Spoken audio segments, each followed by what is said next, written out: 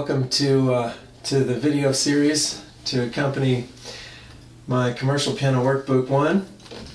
I'm going to take you through this book basically one lesson at a time, and we're just going to get right into it and start at the piano geography lesson.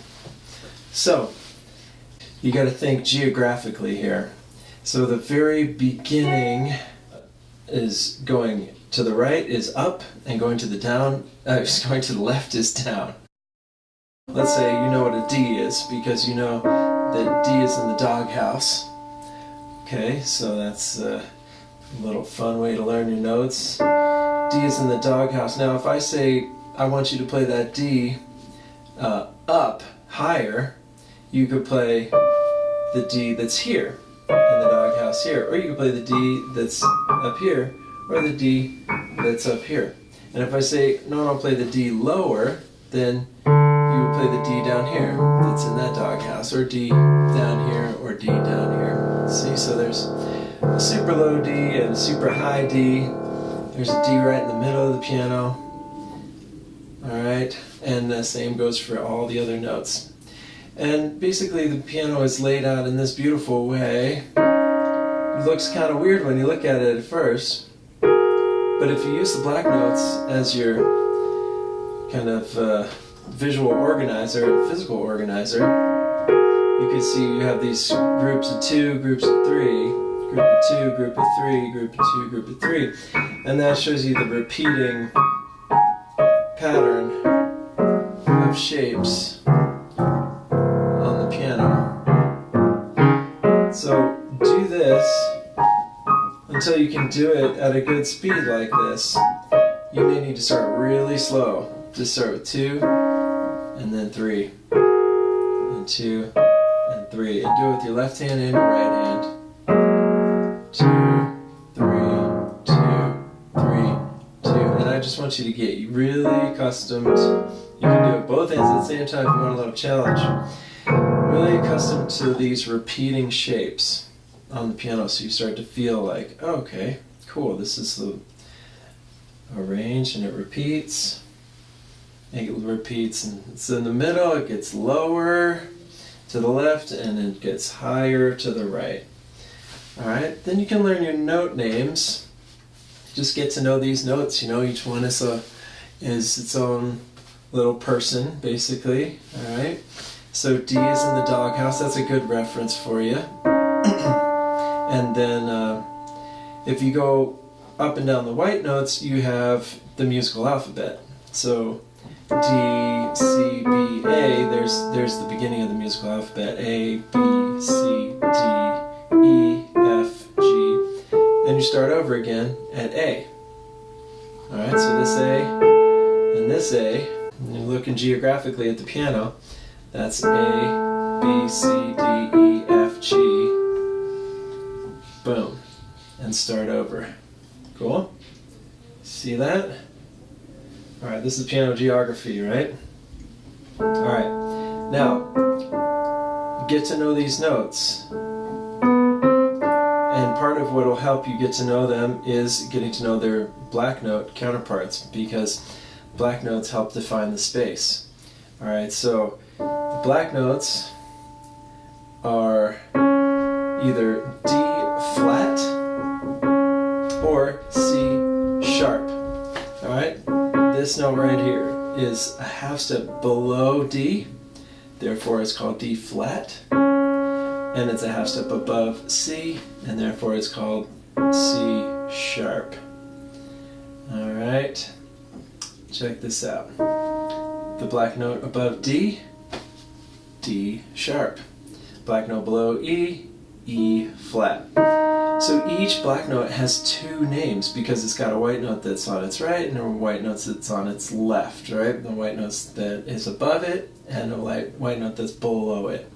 And so therefore you can call it D sharp or E flat. And you want to go through all your black notes and make sure you got that, right? So if F is here, this is F sharp, or it's G flat.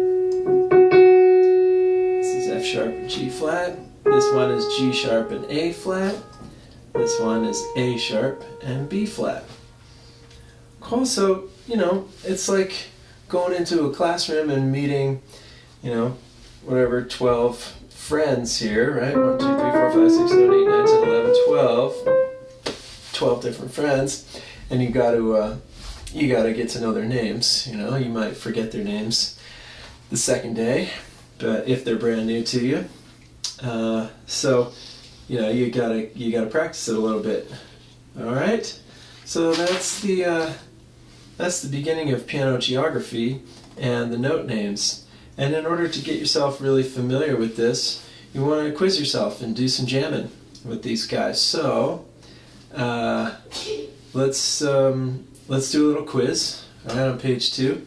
So the black note below D is called D flat. And you want to make sure, okay, cool, here's D. Below is to the left, right? So that you start to associate the movement in the geography of the piano. And also, sometimes it's a little tricky to look at left. You just think, oh, left, I'm going here. But this goes forward. See that? It's still left.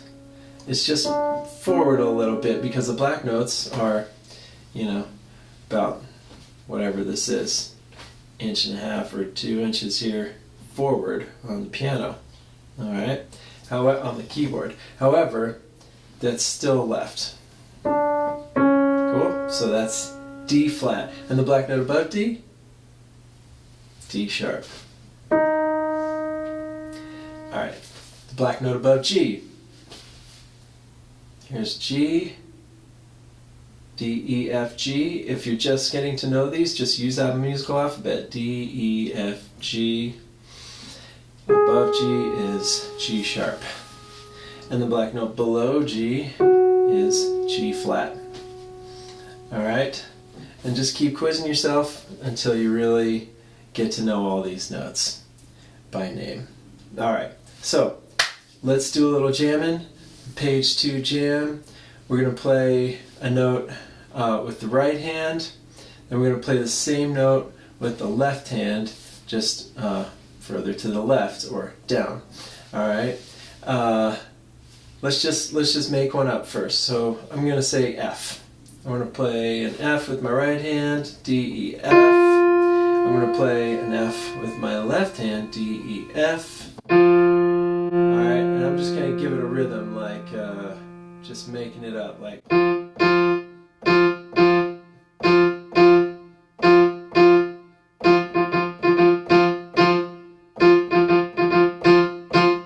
Alright, and you have fun, make them up. Come up with a rhythm and just name a note. All right, and let's do our play along tracks here. So we got 3 play along tracks: a jam on G, and a jam on D, and a jam on F. So let's see. I've got my play along tracks up here in Google Drive. If you haven't seen that yet, it's here, right after the table of contents. There's your link for the play-along tracks. Open that up in Google, and page 2, jam on G. I'm going to open it up with my Google Music player. I want to explain the rhythm here. So, maybe you can sight read, maybe you can't. If you can't sight read, you got to get it by ear. Alright, so the rhythm is in the track. If you listen to the track,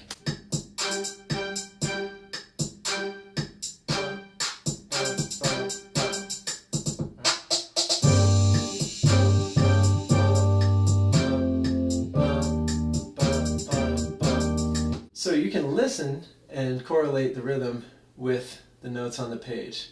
And this is going to help you sight read if you haven't been able to sight read yet. If you're sight reading, this would probably be a relatively easy rhythm. Bum, bum, bum, bum, bum, bum, bum, bum, bum. Alright. Same thing goes for all the tracks. Let's play through this again. Here we go.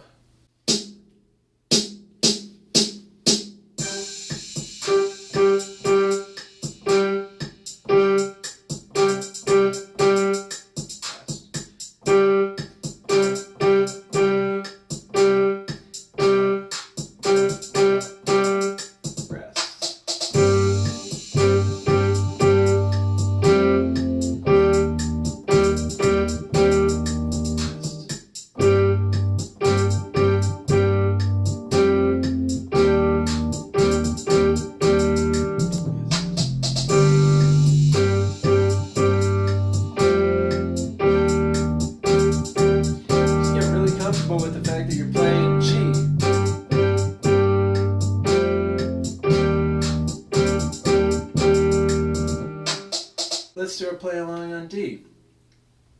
Now I'm going to take a look at this before, and I'll tell you what this says. Let's listen to it. So, it says, bum, bum, bum, bum, bum, bum, bum, bum, bum, bum, rest. Bum, bum, bum, bum, bum, bum, bum, bum, bum, bum. All of D's.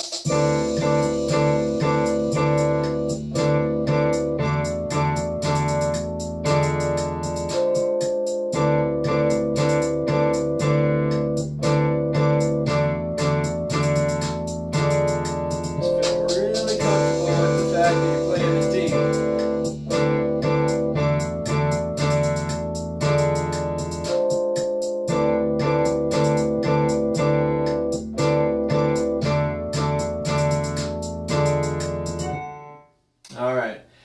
And you know, you're welcome to use your imagination when you play these tracks, right?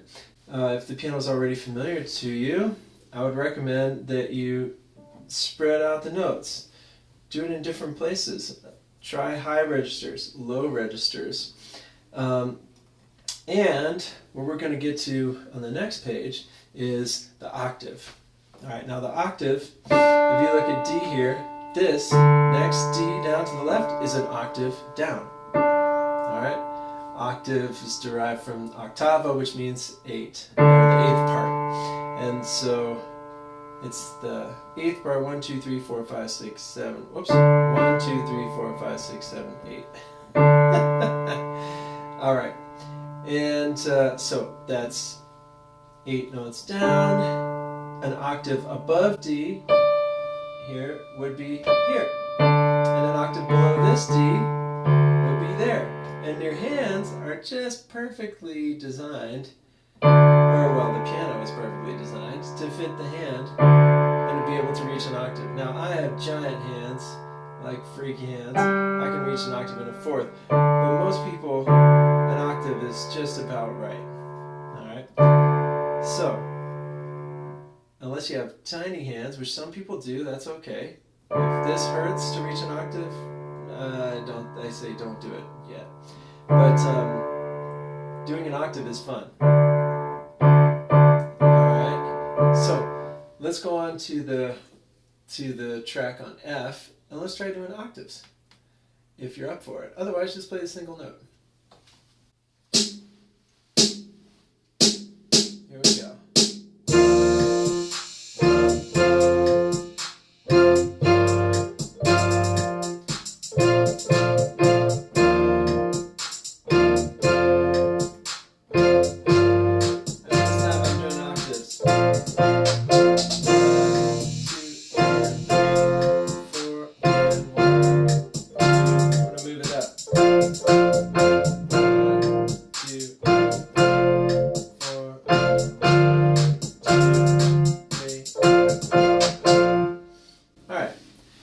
So, that's some good practice on some single notes. I would highly recommend that you just go around all the notes and make up a rhythm, or have your teacher dictate a rhythm and play it.